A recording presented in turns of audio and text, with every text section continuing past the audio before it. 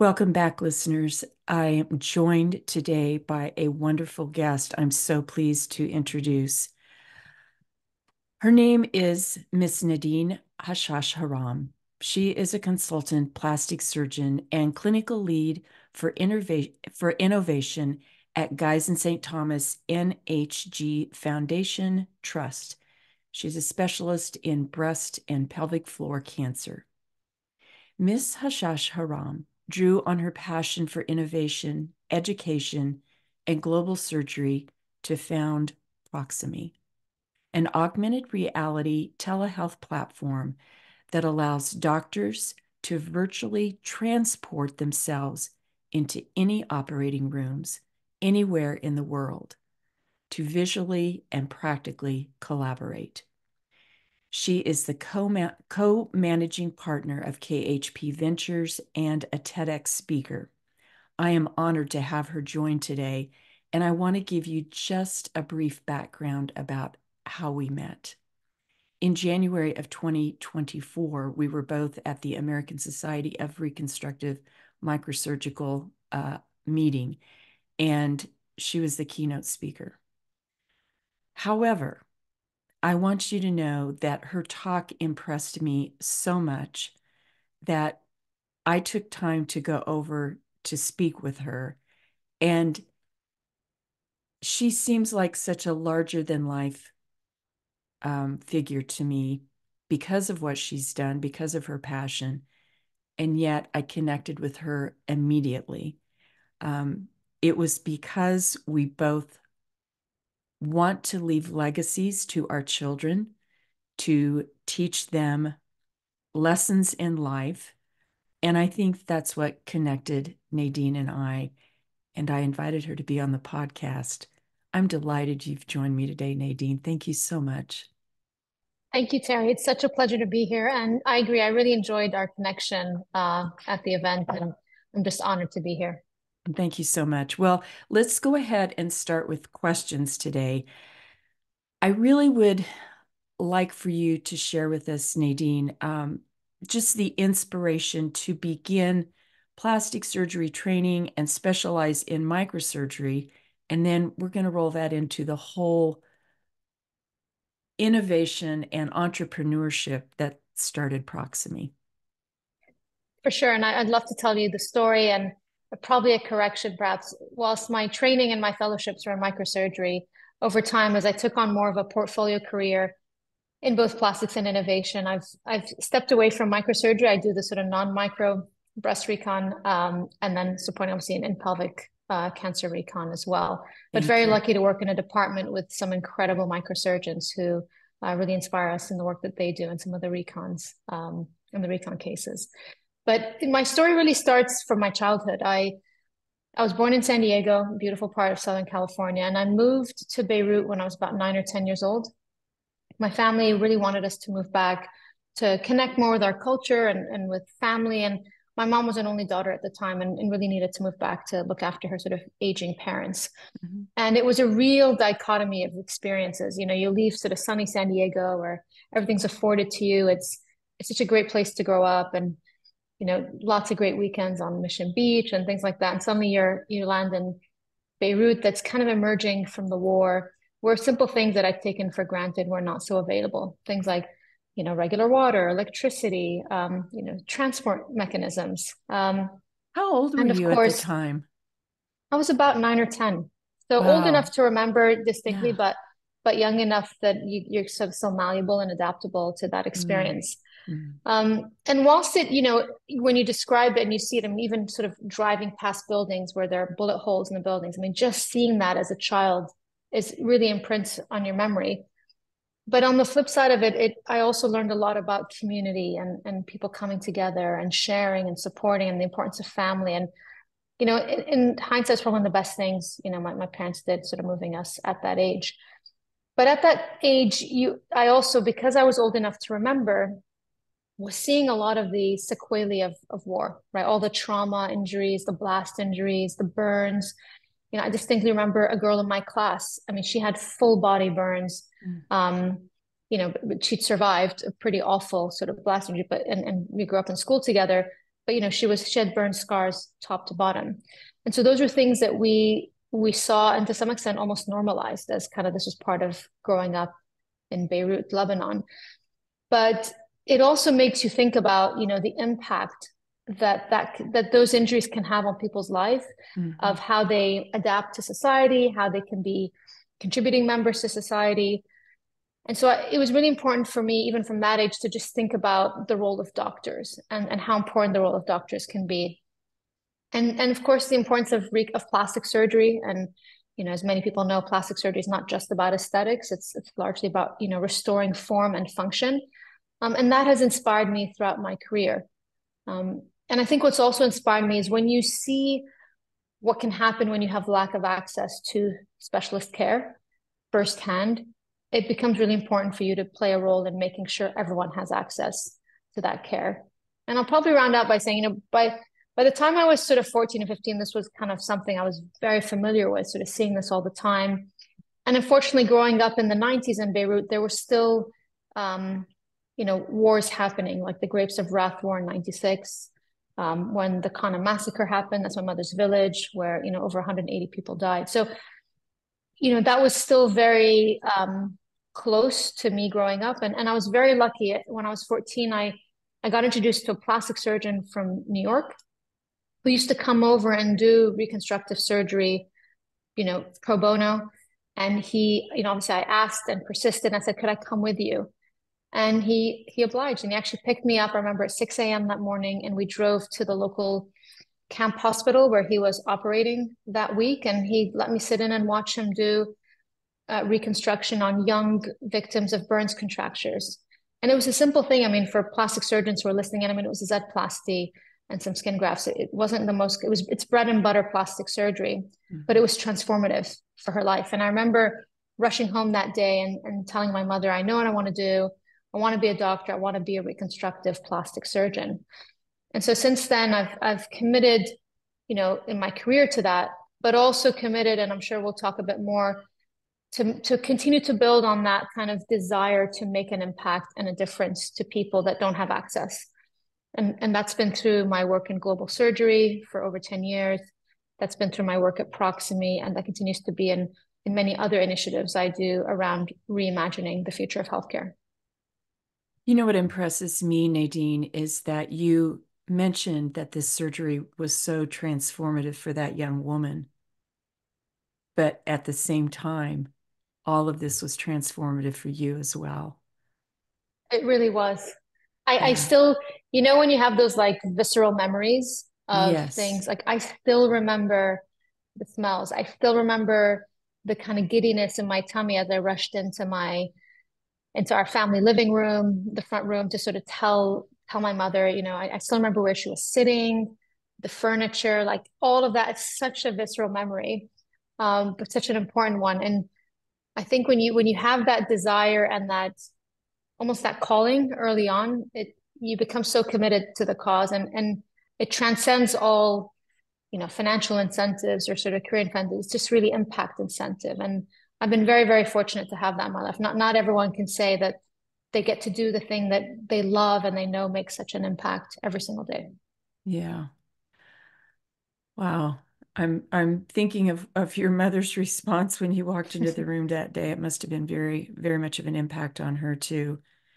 So you mentioned access to care.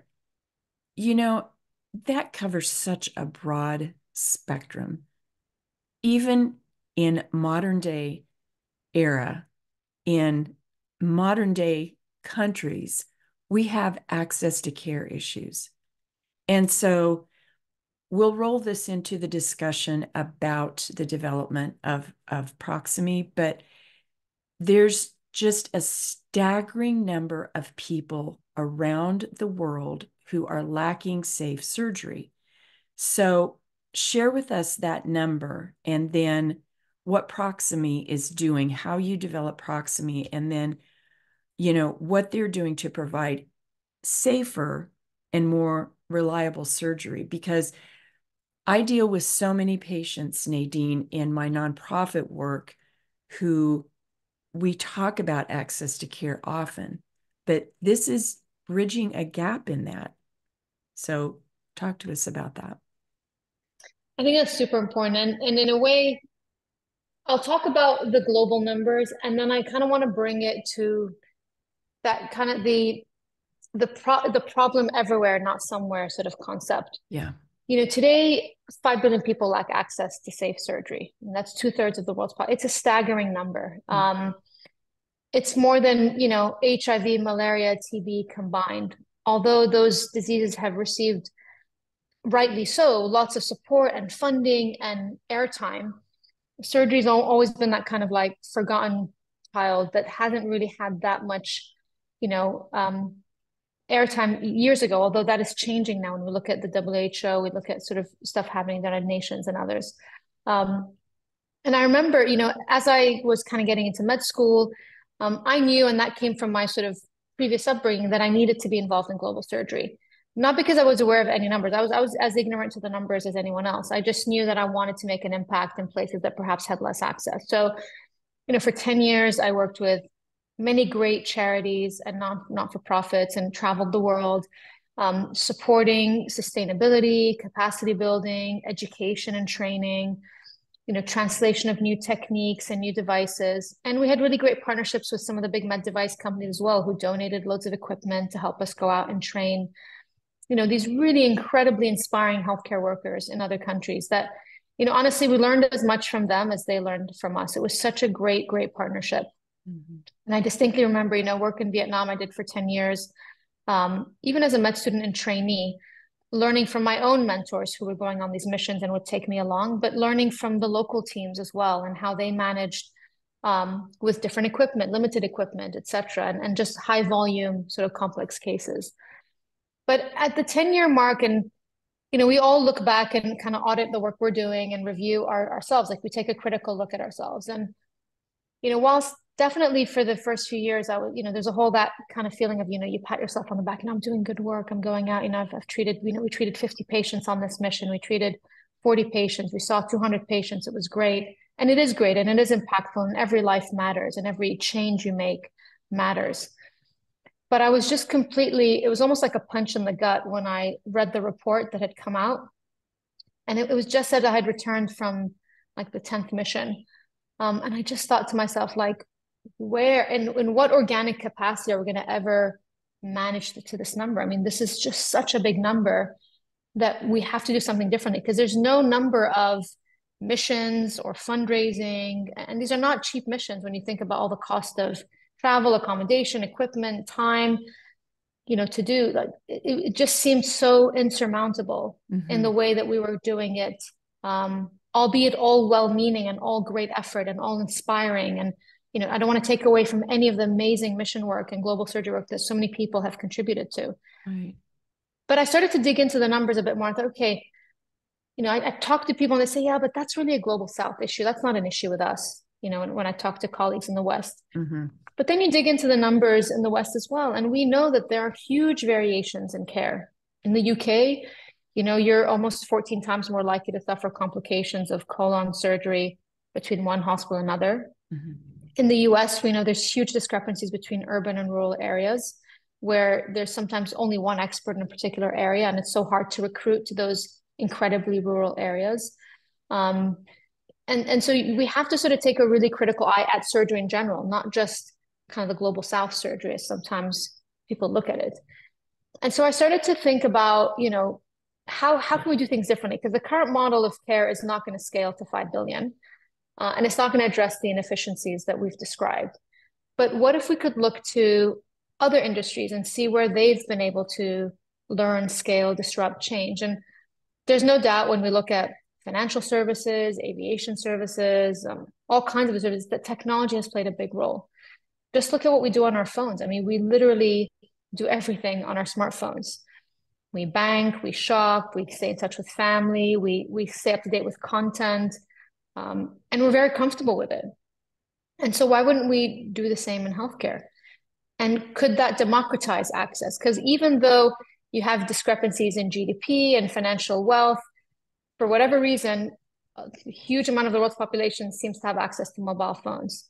So maybe we should lean into that sort of element of connectivity and technology. And so I started to imagine a world where simply by using your phone or your tablet or your computer, you could virtually scrub into operating rooms. You could share best practices in a much more effective and scalable way. You could, connect, you could collect, and you could activate knowledge to really scale surgery, codify surgery, and reduce that variability. You could now use these technologies to connect experts when needed, to guide you through the steps of a procedure as needed or complex cases. You could collate information. We could start to, turn these very, very analog operating rooms where we don't really leverage the information and data from these environments into a more meaningful way. So you could collate all that knowledge and start to activate actionable insights where, surgery is no longer about a moment in time, but it's about a data point in time. And it can be multiple data points that we can pull together to create new insights about how do we modify surgical procedure? How do we reduce variation in surgery? How do we optimize efficiency in surgery? How do we review our performance in surgery? And again, as I said, we don't need to look that far. We can look to other industries and learn from that. Mm-hmm. And Atul Gawande and Caprice Greenberg did great work on the role of surgical coaching, on the game tape, learning from the sporting industry and how they use video to train and look at sort of, how their athletes train. Why wouldn't we do the same in healthcare? So that was really a lot of the genesis of Proximie. And so there was nothing out there on the market that I could find. I wasn't looking to set up a company. I was just trying to build the solution that I had in my mind. So in 2013, 2014, no one was even funding grants for this stuff either. I mean, I didn't really know where to even get money for this. And it's probably part of my naivety. And so I just, personally funded an MVP, a minimum viable product. We tested it out in Peru, in Vietnam, in Gaza, and we showed that even in the most austere and difficult of environments, you could use connectivity and augmented reality to bridge knowledge and scale knowledge in a faster way. And that was really how Proxima was born. I'm sure I'll tell you more of the story around it, but it's been a very interesting sort of journey for me, learning almost a whole new career whilst also as a practicing surgeon, as being an entrepreneur and a CEO. Yes, I hear you on that. I'm sitting here observing you as you speak, Nadine, and I see this compassionate entrepreneurial sponge that just continues to absorb things. And I think that that's, really the development of Proximie. And I have to tell you, as you're sitting here talking too, I need to put in the show notes as we're speaking. I know firsthand the excitement. I was privileged enough to interview two surgeons who used your system. And I will name drop today so that people know when I put them in the show notes. Dr. Joe Dusseldorp over in Australia was using the Proximie system, and in drops, he's in Australia, and in drops, Dr. Minos Chrysopoulou, both microsurgeons who perform deep flaps. And I have to tell you, what impressed me the most, I mean, besides the fact they're cross-continental collaborating on this deep flap surgery, this robotics deep flap surgery, I believe, is the ease that it was for both of them. It was very easy for both of them to connect. And I think that Joe was not completely convinced that Dr. C was going to join him. And he popped in and he says, "Hello, mate." And so there they were. But I loved that interview for a couple of reasons. I love the word collaboration, no matter what specialty we're talking about or what people are doing. That is one of my favorite words. But also, I was so impressed with the ease at which they did that too. So yes, I need to put that in the Well, show notes. thank you so much. And that is really a testament to it's kind of the early criteria when I gave the team. It's kind of funny when you start a company, you wear all the hats. So, Yeah. I was the salesperson, the marketing, if I can call it, the sort of product designer, and that's probably a stretch. I don't want to kind of offend any actual product designers, but sitting there drawing wireframes and saying, this is where the buttons should sit. I want it to do this and this and this. Because what was super important to me was that this was designed by healthcare workers for healthcare workers. That it was, that there's an intimate knowledge of the environment that we're in the operating room. As a practicing surgeon, and I still practice largely because I just love spending time with patients and making a difference in their lives, but also because I think there's a certain amount of credibility. If you're going to build technology that's going to change the way we deliver surgery, you better well be in it as well. And you kind of have to face it sort of head on. And I love that kind of closeness to the environment that I still am able to retain. And so, my criteria to the team was, it's got to be easy. It's got to be quick to turn on and turn off. No one has time for like a 30-minute setup. It's got to be like seconds to minutes. You have to be able to join from any device. Everyone's walking around with different preferred devices, laptops, iPads, Android, iPhone. It's got to work from everywhere. It's got to work in low bandwidth setting, because even in the most sophisticated hospitals, I speak for mine, our ORs are in the basement. Like, the internet's not great. Let's not even talk about, other parts of the world. Let's judge our own internet, our own hospitals. And that it had to be so intuitive that all the buttons and toolings are things that we're familiar with. So I don't have to learn. I don't have to go on a course on how to use Proximie so that I can use Proximie, that I would just know by logging in, join the case, click the mute button. I mean, these are all very standard toolings. And that's why it's been just really easy onboarding people, because they almost don't need any training. It's intuitive. And that is really a testament to the team. And then it transcends language barriers. There's certain icons that are just globally accepted. And so we sort of lean into that as well. Obviously, since then, we actually have proper designers who kind of do that. But it was really sort of the key criteria. And it's a criteria we constantly revisit as we add complexity to the platform. Keep it simple. And on the back of that, I think we've been able to, as you said, get people around the world to connect. We're working in the most advanced health systems in the US and Australia and the United Kingdom, as well as really austere environments, and also incredibly inspiring environments like Makueni County in Kenya, where we're supporting the delivery of safe obstetric care, or other parts of the world. So you really then are able to truly, in the sense of the world, in the word, democratize that access, without making it seem like this is a technology just for the global south, which sometimes we get pigeonholed into, but actually it's a technology for everyone, and everyone should be able to use it simply. So I'm so grateful that you called that out.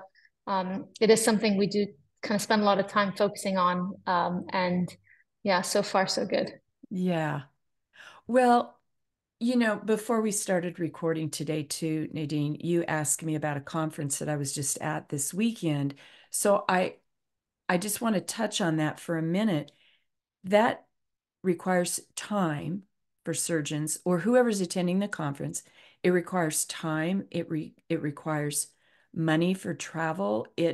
All of the things that come with that. So that's another thing that I love about Proximie, and the example you gave of the area in Kenya that you're servicing. Not everybody can go to conferences. Not everybody has the time, no matter what the situation is. So this is what I love about Proximie. Proximie is the availability of this educational collaboration regarding surgical improvements, surgical outcomes for the world. That impresses the I heck out think of you're me. spot on. And for me, it started, that was something I'd observed when I started the global surgery work. But, if you look back at sort of surgery, I mean, it is an apprenticeship. Mm-hmm. And, if you look at old pictures from the kind of archives, you see, people in an amphitheater sort of watching in a sort of an essential bit where there's a surgeon and a team sort of operating. But it has always been that kind of see one, do one, teach one. Mm-hmm. And so, it's very much about being physically co-present. It's about, collaborating and communicating, but it's all within the same physical space. And so when you think about how does knowledge travel, across geographies, across generations of trainees, from kind of senior fellows to residents to medical students. That takes time in the traditional model. It takes time. It's when you go to a conference, it's when the paper is published. That has been the way we've learned. And look, it's gotten us to, we've evolved surgery a lot. And so credit to that program. But how do we take it to the next level now? How do we continue to look forward and bring in technology? And I believe we're at that time now where we need to move from see one, do one, teach one to the 3 Ps, prepare, perform, and perfect. Because we all know, I mean, surgery is a constant evolution of learning. It doesn't matter how senior you are, we're always learning how to do things in new ways. You can now prepare by virtually scrubbing in and watching a colleague do a case. You can go into the video library and look at cases at your own time, on demand. You can start to lean into the same technologies that we're leaning into for our own personal use. When you're ready to do your cases, in that first few cases, we've all been there. It's the learning curve. You're a bit anxious, you're a bit nervous. You're trying to remember what you saw at the course that you attended 3 months ago, or what so-and-so said at a conference when they showed the same case. But what if you could just have them dialing in with you in your pocket, kind of dial a friend, and they could be in the room with you for the 5, 10, 15, 20 minutes you need them there to help you through that learning curve. And there's been amazing research out there from Berkmeyer and others that showed that actually bringing video into that environment reduces the learning curve and reduces harm to patients. So again, we can lean into that, and there's evidence behind it. And then you get to the bit about perfect. How do you go back and actually review your performance? And we have done it historically more verbally, more subjectively, but now you've got a video. There's a single objective source of truth. You go back, you can first of all critique your own performance before anyone else, and we can all look at how we operate. We can look at with a critical eye, and we can assess if we've done a decent job or not. But also you can get a mentor or colleague to watch that video with you and say, what would you have done differently here? You might have changed your incision. You might have gone a bit deeper to a different plane, etc. You can have those discussions in a really objective way. And then you can add in analytics and automation that can do some of that analysis for you as well. That's quite objective. So now you've suddenly created a digital continuum that is circular and continues to grow from there, which was never available before. And how do we start to draw insights and maybe reduce an operation from 14 different ways to do it to perhaps more like 3 or 4 different ways to do it? And so it's super exciting. We're at the very early days of that sort of digitization of surgery. But we're very fortunate in that, we've built a very, very robust platform that enables us to continuously add new tools to it. And we're starting to see health systems and medical schools take on, virtual fellowships. So, for example, the surgeon in Kenya who can't make it to London to join a vascular surgeon on a fellowship could be dialing in virtually. At every day, they've got a list, they're seeing the cases, they're engaging in discussion, meaningful discussion. And that can also play a part in augmenting how we train. And I'll end by saying, we've published over 20 peer-reviewed journal articles on the benefits of such technology, and we've been referenced in others as well. And we have shown that we can train twice as many healthcare workers in half the time, that there's a non-inferiority when it comes to digital, because that's always the concern. And some have actually subjectively said they found it better. It was less intimidating. They were able to learn in a more distributed way than a sort of mass way. And so I'm very, very excited about where this is going.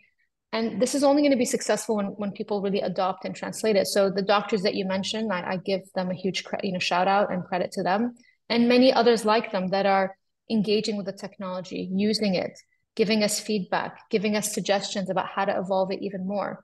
And we will continue to listen to them and to work with them to make sure it is as robust and as comprehensive of a platform as it can be. And I'll just actually, one other thing I'd love to say is patient engagement here is really important. And I know that's something you care about a lot as well, Terry. We actually interviewed over 5,000 patients and asked them about what their views would be on video in the operating room. And overwhelmingly, they felt that they were more comfortable if they knew that that was happening. And we've got some great case studies where patients felt that without this, they wouldn't have received the care that they should have. And I've got some amazing case studies and stories around that have been published or on the news. So, at the heart of this, it is patients, and it's patient access and patient quality of care. I love that you brought that in to the discussion, Nadine, because I want patients to hear what this access is bringing for them, because it really is about the collaborative effort and the efficiency of doing surgery. And I also, from an educator standpoint, I love the Proximie library because that allows, anyone to go back in and to review at their own time what they need to learn. So I think that's also such a key element to the whole Proximie system is the Proximie library. So, yeah. Well, as we wrap up, and I could sit here and talk to you for a very long time over a cup of tea, cup of coffee. Um, let's circle back to my beginning comment about leaving legacy.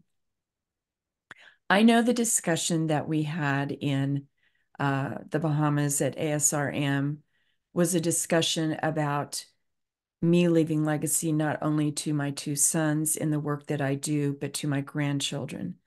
But I think, Nadine, it really goes far beyond that.